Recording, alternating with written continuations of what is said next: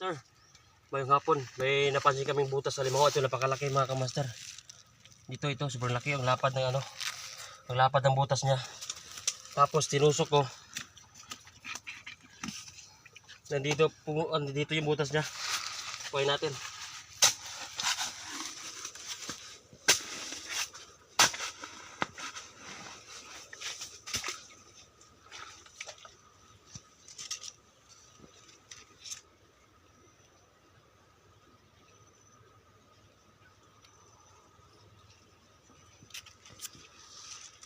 Alimango, shit.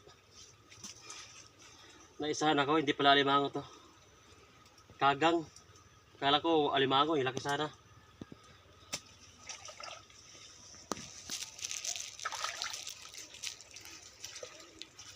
Ito yung nakuha namin mga kamaster.